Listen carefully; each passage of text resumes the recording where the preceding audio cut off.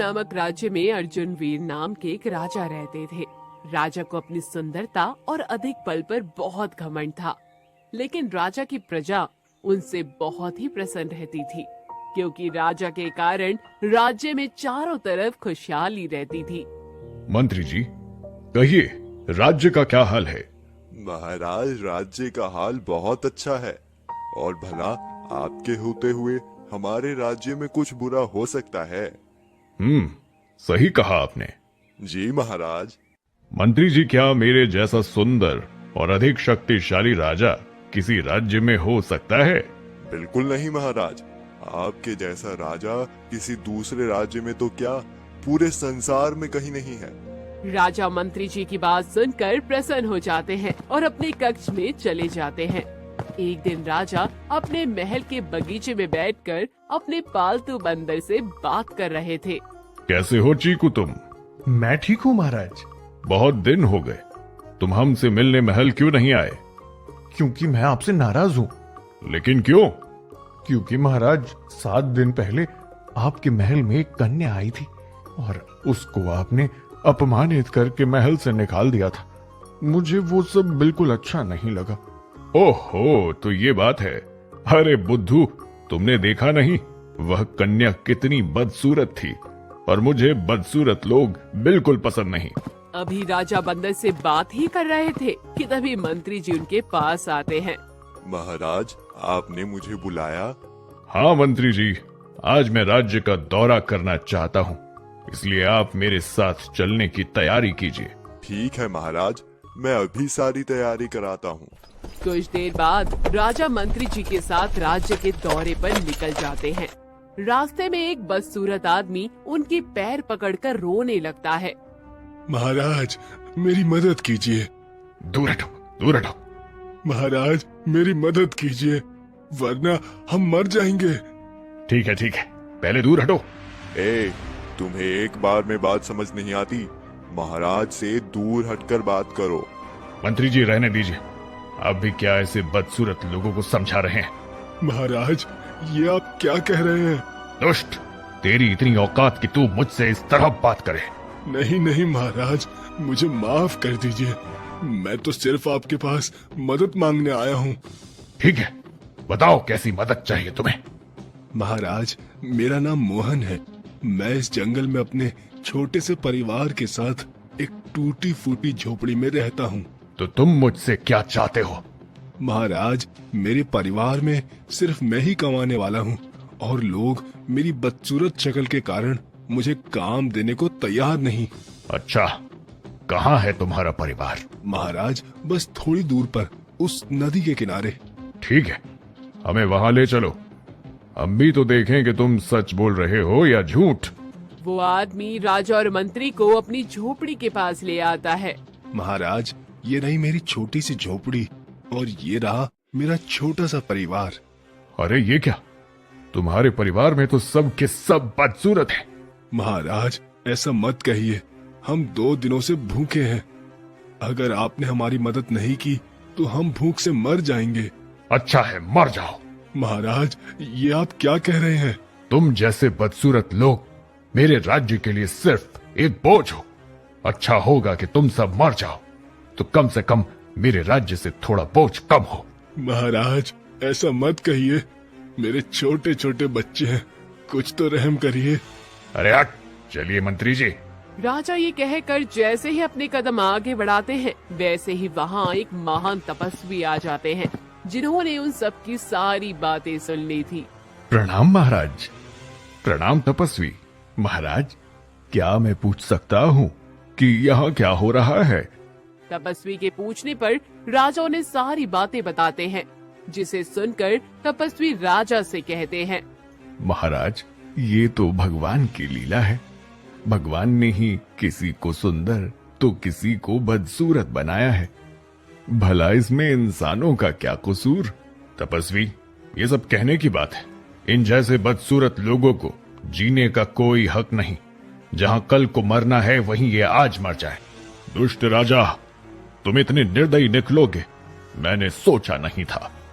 तपस्वी, जाइए, आप अपना काम कीजिए। दुष्ट राजा, मैं तुम्हें श्राप देता हूं कि जिस सूरत और ताकत के बल पर तुम इतना अकड़ रहे हो, ये सब तुमसे छिन जाएगा। एक दिन तुम भी इनकी तरह बदसूरत हो जाओगे और तुम्हें खुद ये राज्य वाले स्वीकार नहीं करेंगे और तुम्हारा ये राजपाट सब कुछ मिट्टी में मिल जाएगा। जाओ जाओ, बहुत देखे हैं मैंने तुम्हारे जैसे ढोंगी तपस्वी। इतना कहकर राजा वहाँ से चले जाते हैं। दुष्ट राजा, देखना एक दिन तुम मेरे पास लौटकर जरूर आओगे। कुछ दिन बीत जाते हैं। एक दिन राजा अपने बंदर को खाना खिला रहे थे। चीकू, ये क्या? आजकल तुम खाना ठीक से क्यों नहीं खा रहे हो? पता नहीं महाराज, मेरा आजकल कुछ खाने का मन नहीं कर रहा है। ठीक है, तो आज मैं अपने हाथों से तुम्हें खाना खिलाऊंगा। इतना कहकर राजा अपने हाथों से बंदर को खाना खिलाने लगते हैं। खाना खाते समय बंदर उन्हें काट लेता है। उफ चीकू, ये तुमने क्या किया? तुमने मुझे क्यों काटा? क्षमा चाहूंगा महाराज, गलती से हो गया। चीकू की बात सुनकर राजा वहाँ से चले जाते हैं। कुछ देर बाद राजा के शरीर पर अचानक से अजीब अजीब से निशान दिखने शुरू हो जाते हैं। अरे ये निशान कैसा है? अभी राजा अपने शरीर पर निशान ही देख रहे थे कि तभी मंत्री जी वहाँ पर आ जाते हैं। महाराज, ये क्या? ये आपके शरीर पर और चेहरे पर निशान कैसे हैं? पता नहीं मंत्री जी, ये क्या हो रहा है? और फिर देखते देखते राजा की सुंदरता बदसूरती में बदल जाती है। मंत्री जी, जल्दी वैद्य को हमारे पास लेकर आइए। राजा के आदेश पर मंत्री जी वैद्य को तुरंत बुलाकर लाते हैं। वैद्य जी, ये मुझे क्या हो रहा है? जल्द से जल्द आप मेरा इलाज कीजिए। क्षमा चाहूंगा महाराज, मगर आपको बहुत सारी बीमारियां हुई हैं जिसका इलाज मेरे पास नहीं है। वैद्य ये कहकर वहाँ से चले जाते हैं। कुछ देर बाद राजा खुद को शीशे में देखकर डर जाते हैं। ये मुझे क्या हो गया? मेरी सुंदरता कहाँ चली गई? अब मैं क्या करूँगा? इतना कहकर राजा उस शीशे को तोड़ देते हैं। कुछ दिन ऐसे ही बीत जाते हैं। एक दिन राजा अपनी बदसूरत शक्ल के साथ महल की गद्दी पर बैठे थे। तभी एक बूढ़ी औरत उनके पास आती है। कहिए अम्मा, मैं आपकी क्या सहायता कर सकता हूँ? महाराज, आप पहले खुद की सहायता कर लीजिए, फिर किसी की कीजिएगा। क्या मतलब है तुम्हारा? आपको अपनी सुंदरता पर बहुत घमंड था ना, जिसकी वजह से आपने मेरी मजबूर पुत्री को अपमानित करके महल से निकाला था। और आज आप खुद को देखिए, क्या हो गया है? आपको अभी भी लगता है कि राज्य की प्रजा एक बदसूरत अहंकारी राजा से कोई मदद लेना चाहेगी? बूढ़ी औरत ये कहकर हंसते हुए वहाँ से चली जाती है। मंत्री जी, आज के बाद ये औरत मुझे नजर नहीं आनी चाहिए। जो आज्ञा महाराज। अभी राजा मंत्री जी को आदेश ही दे रहे थे कि तभी उनके पास कुछ विरोधी राजा आते हैं। राजा अर्जुन वीर, हमें नहीं लगता कि अब आप इस राज्य को संभाल पाएंगे, इसलिए आपका इस राज्य को छोड़ना ही बेहतर होगा। और फिर सारे विरोधी राजा मिलकर राजा अर्जुन वीर को अपमानित करके राज्य से निकाल देते हैं। महाराज, मुझे लगता है आपको उन तपस्वी का श्राप लग गया है। हाँ मंत्री जी, अगर अब मैं इस श्राप से मुक्ति कैसे पा सकता हूँ? महाराज, अगर आप उन तपस्वी से माफी मांगो तो शायद आपका श्राप खत्म हो जाए। लेकिन हम उन्हें ढूंढेंगे कहाँ? ये तो मुझे भी नहीं पता महाराज। क्यों ना हम अलग अलग होकर उन्हें ढूंढने निकले? हाँ मंत्री जी, ये ठीक रहेगा। फिर राजा और मंत्री अलग अलग होकर तपस्वी को ढूंढने निकल जाते हैं। राजा राज्य में घूमते हैं, लेकिन तपस्वी उन्हें कहीं नहीं मिलते। फिर राजा उदास होकर ऊंचे पर्वत पर जाते हैं। अब मैं बहुत थक चुका हूँ, शायद यही मेरे कर्मों का फल है। मुझे जीने का कोई हक नहीं।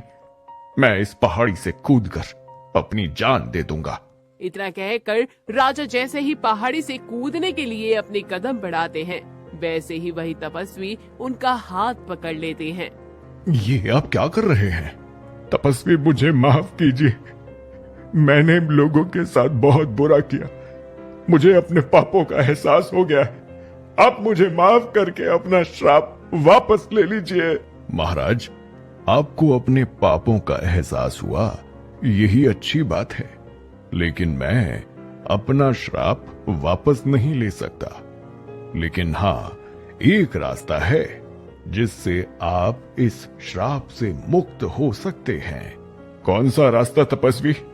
अगर कोई सुंदर कन्या आपके इसी रूप के साथ खुशी खुशी आपसे विवाह कर ले तो आप पहले जैसे हो जाएंगे।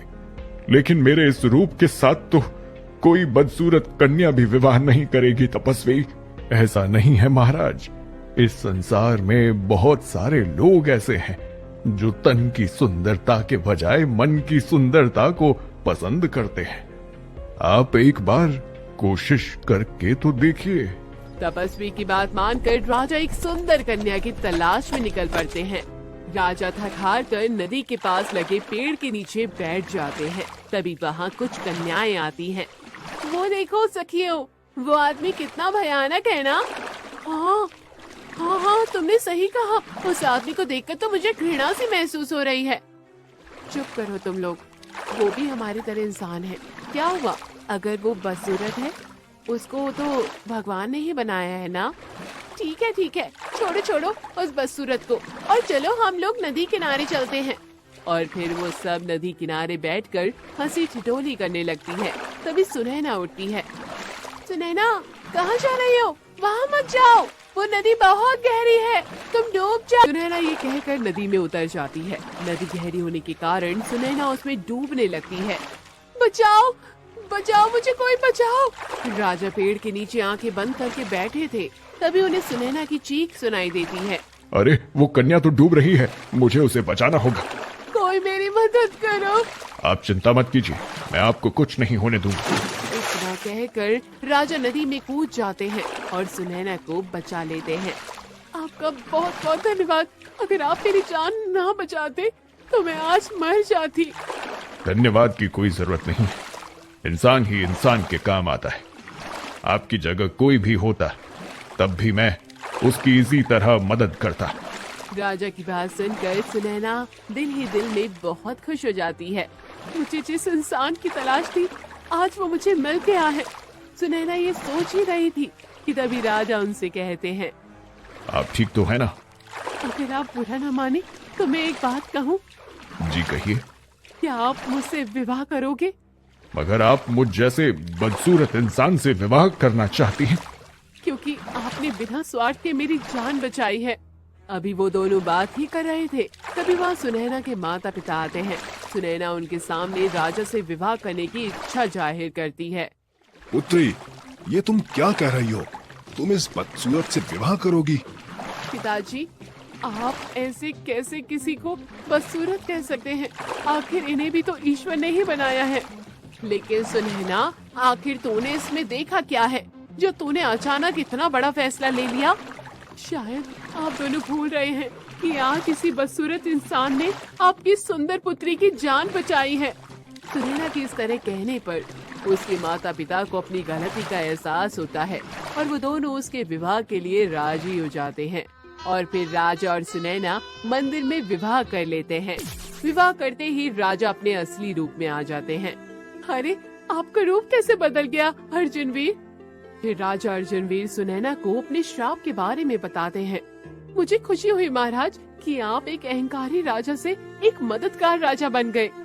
हाँ, क्योंकि अब मैं समझ चुका हूँ कि हमें कभी भी किसी चीज का घमंड नहीं करना चाहिए। ईश्वर ने हमें कुछ दिया है अगर, तो हमें ईश्वर का एहसान मानना चाहिए और हमेशा दूसरों की मदद करनी चाहिए। राजा को श्राप से मुक्त होते ही अपना रूप और राजपाट दोनों वापस मिल जाता है। अब राजा सारे भेदभाव भी खत्म कर देते हैं। तो दोस्तों, कहानी यही खत्म हुई। कहानी कैसी लगी कमेंट बॉक्स में जरूर बताइए। चैनल को जरूर सब्सक्राइब कीजिए। तो दोस्तों, कहानी कैसी लगी कमेंट बॉक्स में जरूर बताइए।